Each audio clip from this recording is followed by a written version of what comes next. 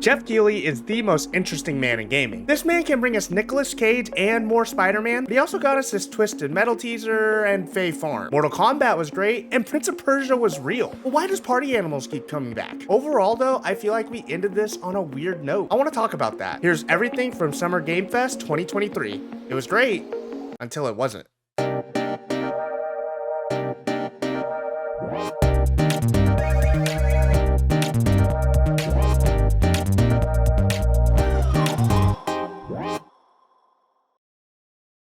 The beginning of the show might be one of the best showcases ever. Geoff opens up with the reveal that some form of Prince of Persia exists and is going to be playable one day. We actually got a trailer. With the rumors and stories of development hell of the actual remake, to have anything Prince of Persia at this point is great. The recognizable name and IP, and for games, media, this was actually a huge surprise. And he followed up this huge surprise with something we expected, and it was still bigger news. Mortal Kombat 1, which I think just showed us the perfect way to showcase a game at one of these presentations. In the wake of Street Fighter 6 dominance, Mortal Kombat came in and gave us gameplay, answered questions we had wondered about, like how the story works with the reboot and what are these cameo characters. And when people think of Mortal Kombat, they think of fatalities, and let me tell you, we got a lot of them and they looked great. They even dived into story content and you got to see some of the changes they were making to the overall story. Then they get the man himself, Ed Boon, to come on stage and talk further about the game. He didn't overstay his welcome and explained and talked about even more things. It had the right amount of balance of showing everything people wanted to see and know and make you feel good and excited about this game. And then Geoff was right back at it with another surprise teaser. Path of Exile 2 was also real. Yeah, it was just a very small teaser, but it shows the timing and sense by both the team of PoE and GameFest to see the success of Diablo and throw its biggest competitor in the mix with something we did not expect to see at one of these events. Riding the high of Diablo and other games is a pretty good strategy, but also riding the momentum how great your game is. Let's look at Street Fighter 6 and Capcom.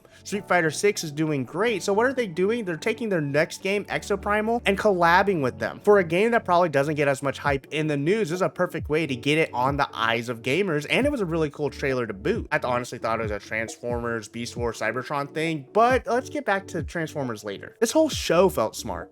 The first 20 minutes had us just impressed because it's new mixed with old, but with each being excited for their own different reasons. Even if Exoprimal was the first and kind of thing, Geoff did not apologize and get people to prepare, because then he brought Nicolas Cage on stage. I was just blown away. I was in shock. And Nick Cage might be the best celebrity moment at any of these gaming events. He had great presence, he was able to sell his game, be enthusiastic, he owned that room in this moment. And we still got a little bit of gameplay for his appearance in Dead by Daylight, where Nick Cage is playing an actor named Nick Cage. It's just so Nick Cage, it's insane. At this point, I was confident this is gonna be one of the best shows ever. If this is all we had for the first half hour, what was the next gonna be?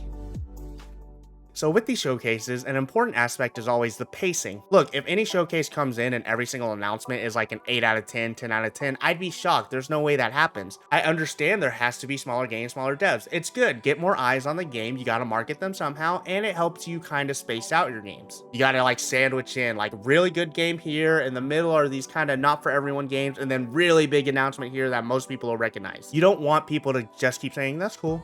That's fine, that's okay. You gotta hit the wider audience. Witcher is already an established IP and it's cool to see, except it's the Netflix show, with Henry Cavill with his last appearance actually. It looks cool, but the problem is we're not here for the shows, it's just the truth. We wanna see games. So next we do get a game, Remnant 2, which isn't as popular, but it is a nice surprise. It's not a crazy surprise, it's a nice surprise. I think it's exciting enough to stick around. There's definitely an audience for it, but not a wide audience for it. With the darkness of Remnant, let's go in the complete opposite direction with a super major IP that's extremely colorful and friendly. Sonic Superstars, a 2.5D co-op adventure game, a co-op Sonic game. It's like giving Mario 3D World vibes. It looked like Sonic, it looked like classic Sonic, it looked like new Sonic and the characters you love. Look, I think the age of good Sonic is coming back, and it's showing colors of Sonic Generations. That was a good pun, by the way. And let's go back to another extreme contrast with Lies of P, the Pinocchio Souls-like Bloodborne game, which also dropped a demo at the same time. The trailer itself did a good job at showing the environment, the Souls-like combat, the different different gameplay combat styles you can have. It's the one game that when it does enter the news cycle again, it builds more excitement because it does balance. It balances with the vague, it balances with the reveal, the push and pull of the news cycle. This game is going to be a hit regardless, and I'm glad we got to see it here. Now, all those reveals and announcements are cool, and when I put them in a video like that, it's nice to see like, oh wow. But you got to remember, we're all watching the slog of going through it, and like some of these games aren't always that great, and you got to be selective in how you put them in there. I'm being selective because it can't all just be reveals. In fact, there's plenty of games that we see that we've already seen before, and I don't know you really move the needle on the crowd with them. Witchfire, which I want to play. The Destiny combat inspired magic shooter game showing off more, and that it's coming to early access soon. But we've seen it, and this isn't anything new. It just gets into people's mind again, which is not a bad marketing strategy. I just don't think it was exciting for Witchfire. I'm glad to see it and I want to play it. I just don't know how well it went over. And then Crossfire Sierra Squad, which we just saw 2 weeks ago at PlayStation VR. My issue with it is that I don't think VR games go over well in these presentations. You're just hitting that niche, and I'm definitely not part of that. I get motion sickness. And then Honkai Star Rail. It's an anime game, so you already lose people. It's a gacha game, so you definitely lose people. But I want to point something out. I play Honkai Star Rail. It's the best thing ever, and I love it, okay? And I have Silver Wolf. You don't need to see that. It's titles like this coming into the mix that you have to pace through, which Geoff was doing a good job, I will say. He was sandwiching and mixing well at this point, but I don't think that lasted all the way through. Now, let me clarify. These are not bad games. In fact, I think it's okay to have okay games, as long as they're put in at the right time. Let's look at Sandland. If it looks familiar to you, it's because Akira Toriyama is the artist on this, and yes, he makes all his characters look exactly the same, because I definitely thought this was Dragon Quest at first. The man has one design, but I guess it's fine. Looks like more of an action game, so I do want to see where he takes his skills there. We get Throne and Liberty, which is another Amazon MMO, so all you got to know about that one is that Asmongold is probably going to stream it for a day, talk about it, and then we never hear it again. We got him, boys. We got him.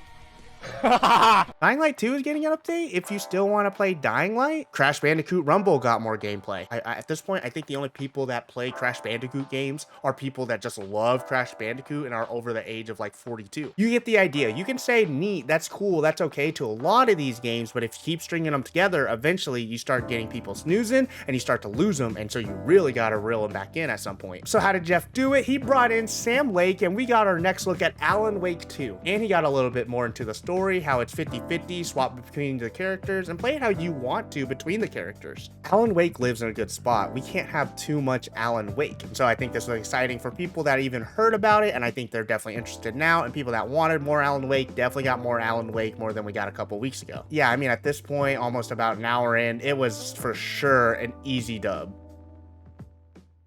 Not every game can be for every person. Warhammer Space Marine 2. You know what's crazy? I feel like Warhammer fans may not like this because I know Vermintide was a mixed bag being this action game. But if you're a Warhammer fan, you definitely give this a look. But I don't know how many new Warhammer fans are being made for the games. I actually feel like the board game and like the models actually work better. Gesture Grey Snowfall. Look, I like these games. I'm in the minority of gamers, and I'm the minority of gamers that like these games. Indies are great. I love decision-making games, but it's always a hard battle when you have indies. And you definitely have to follow up hard because I know a lot of people aren't going to be into this. But I know a game that I don't think anybody has any taste for anymore other than maybe slight name recognition. Toxic Commando being made in collaboration with John Carpenter. If you know who John Carpenter is, you just got excited. If you don't know who John Carpenter is, then like that's my point. It's another zombie horde game. There's not a single thing they could do or say. There's not a single thing I could do or say to convince you this is any different from any of the other zombie slaying games. The genre is done, and I don't think we're ever gonna bring it back at its peak again, especially since that game comes out next year. This was a weird choice to make, and I actually start thinking, this is gonna get kind of weird. This is where it could all fall apart. But we move on and we recover with Baldur's Gate 3. I did say not everything is for everyone, but I think this is a game that manages to grab the people that's not into everything. I think Baldur's Gate can carry its name recognition well, but also so could Lucius Malfoy. No, I'm not talking Hogwarts Legacy, but Jason Isaacs, known for playing Draco's father, the Patriot Black Hawk Down, is playing your next antagonist, Enver Gortash. I think it's a move that can bring people into the game, especially when you remember he's paired with J. Jonah Jameson,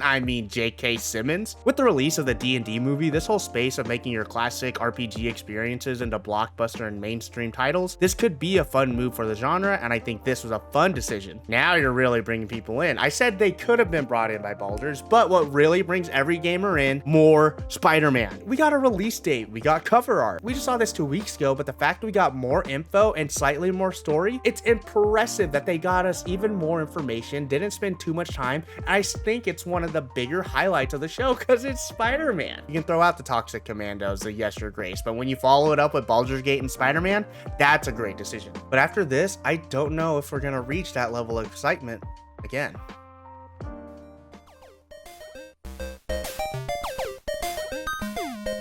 In this showcase were a weird amount of games that I thought were dead or had already come out. How is Party Animals not out yet? This game has been advertised, this game has been streamed. Hold on. Is that Dizzy Kitten?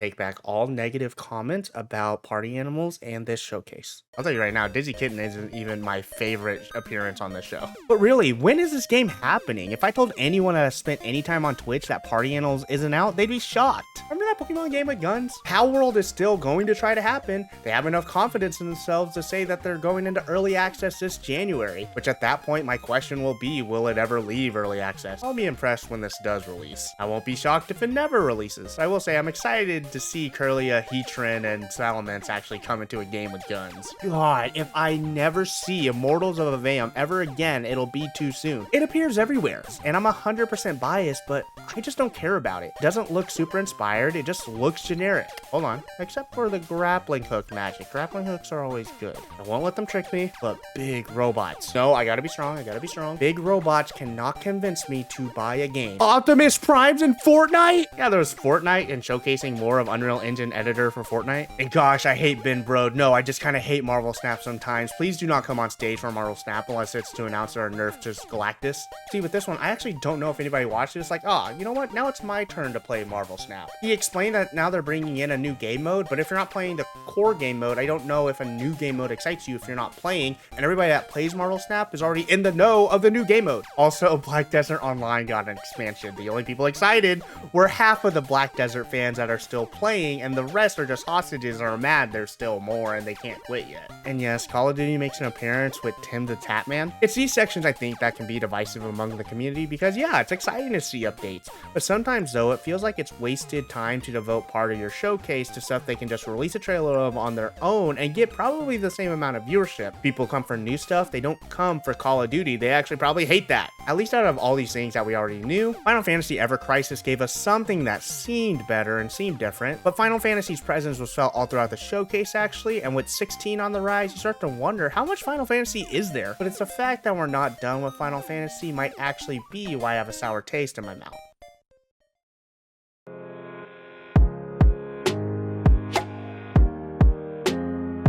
Then you get to the miscellaneous of things that I think are easily forgettable or even just random that you talk about, but not because you loved it, but because you're wondering, why is this happening? Banisher's Ghosts of New Eden. I can see this being a surprise hit, but for now, I feel like it's not something noteworthy. The action looks like action. The couple is a couple. I think there's intrigue with the decision-making part of the story, the immersive part that make things that affect the story. I just don't know how to sell this as super unique, but if anything, I want it to be good. This is the one game I think has potential, but also one that's the most forgettable. Fae Farm is sold like it's Stardew Valley mixed with Animal Crossing, but something tells me it will lack the charm of both Stardew Valley and Animal Crossing. Wavefinder is a new free-to-play MMO. Let me splice what I said about Throne of Liberty real quick. Asmongold is probably going to stream it for a day, talk about it, and then we never hear it again. We got him, boys.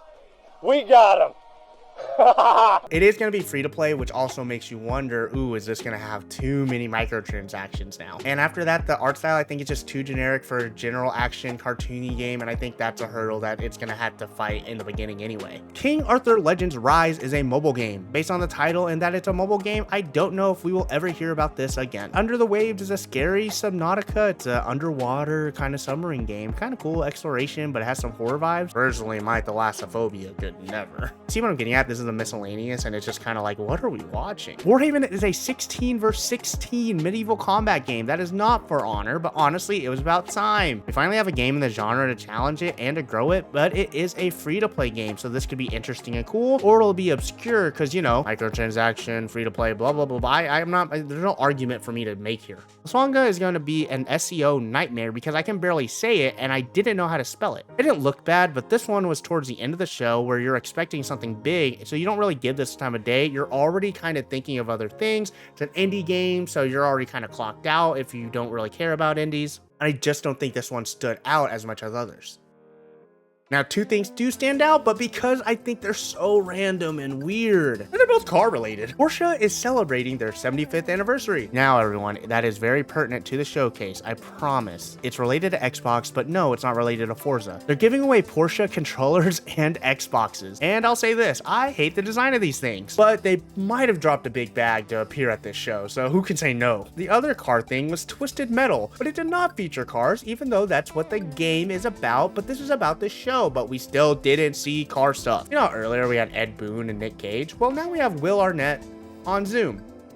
Pre-recorded. Look, I love Joe, but this is still a little weird for me. And we got a trailers, but still it just kind of fell out of place, and I don't know if this showcased the show that well. I mean, I'm not buying Peacock to watch this, put it that way. And then we have a few licensed games. Star Trek Infinite is a strategy game, and Lord of the Rings Return to Moria just looks like, okay, they just look like they're in the wrong generation of games. They look like any generic licensed games. Maybe they could be good, I just don't have my hats on it. You see any type of licensed official game like this, and you just don't think it's gonna be great, but I think they'll probably be better than Gollum. And this is what I mean. Everything I just mentioned, I've talked about, has been after Spider-Man. I don't think anything in there really made you jump out of your seat, got you super excited. It's a bunch of stuff you're not going to remember. Maybe in the moment you think it's cool, but I don't think this grabs or resonates or stays with the wider audience. The one thing I did feel was a standout through all of this slog was Like a Dragon, The Man Who Erased His Name, a Yakuza beat-em-up game coming this November. It's Yakuza, so it already stands out on its own, and it's the only game that I feel like looked really fun out of all these and already was established. But it's surrounded by slog. I almost forgot about it.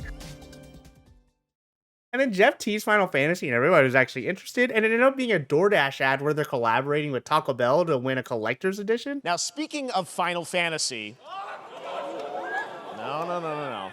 Today during Summer Game Fest, DoorDash has your back. You can get a free burrito when you order from Taco Bell using... That actually might be the most wild thing to come out of this. Not a good segue though. That was very disappointing. Geoff Keighley disappointing us? I love Geoff. I think he's great. I think he's powerful. And he definitely hypes up his finales, claiming the rumors are true. And he always tweets and makes a big spectacle of it all. Is it going to be Judas gameplay? Because we all loved Hades. There are rumors that Mass Effect 4 is coming. Wait, that would make sense. So with all that in mind, when the trailer comes for Final Fantasy VII Rebirth as the finale, it just fell flat. Look, it's a fine and cool trailer. Let me be fair to that real quick. This whole video, I've been talking about pace, but this is different. This is all about the context. We just went through what is a boring latter half of the presentation, and you deal with all of that because you think something great is coming. There's a payoff for going through all of this. Geoff acts as if we're about to get our minds blown. I mean, this is a guy that got us Elden Ring. Oh my gosh, is it gonna be Bloodborne PC or Bloodborne 2? No, it's a project that we already knew about, and it's a trailer that we weren't really asking for yet. Final Fantasy 16 is still on the horizon, so really we could have just waited. Even PlayStation showed Final Fantasy 16 a few weeks ago, so like, what is their plan right now in their marketing? Gameplay wise, I'm not sure they did or could even show us something new. It's more of the same, which isn't bad, but I do think they did show us some story beats that could be changing. Like I said, it's a good trailer, just not the finale for what we thought. I think it fits better if you throw it into that random mess of games we had and end with something else bigger, but maybe Geoff didn't have that, which is fair, but it's just like, Geoff, let's like refigure things, you know? Also, it ends on the note that it's going to be a 2-disc game. PS5 discs are already bigger than PS4 discs, so how big is this game really gonna be? That's why I said this finale is weird. It's a good trailer, but in the moment, it feels bad in context. That's why I'm at odds with this showcase. The first half, split it down the middle with everything from Prince of Persia to Spider-Man. Honestly, perfect. You might have been able to end it there, and I'd give it an A. I'd be like, oh, that was short, but like, it was cool. The second half just feels like a slog of very random games, not too noteworthy, not anything to write home about, and you get the big finale that was hyped up for something you already knew, for something you didn't really ask for. Yes, people are excited. I feel like I can't stress that enough. It is cool to see, but for the finale for Summer Game Fest is not what was needed. Now, yes, you can get into gamers are entitled. I'm not mad. I'm good with what we got. I thought it was still a great showcase, but I just know when the general audience or the people that watched this didn't go over as well as he would have hoped. Moving Final Fantasy down and maybe one big reveal would have fixed a lot of issues. At the end of the day, it's still exciting though. We still got a lot of great games. We still got a lot of games to play. For anyone saying gaming is dead, they can go to a summer game fest and see there's something for everyone. You just gotta find it. If you're a casual viewer and you just pull up and read everything that came out, you're gonna be happy. Watching it live, sure, you can complain, but honestly, it's still a win for all of us. First half I give an A, second half I give like a C to a D maybe, but overall I'll give this a B kind of grade. But what do you think? Let me know. Follow for more gaming content and discussion and coverage as we go through the whole summer. Hey, my name's Alec. Thanks for talking games with me.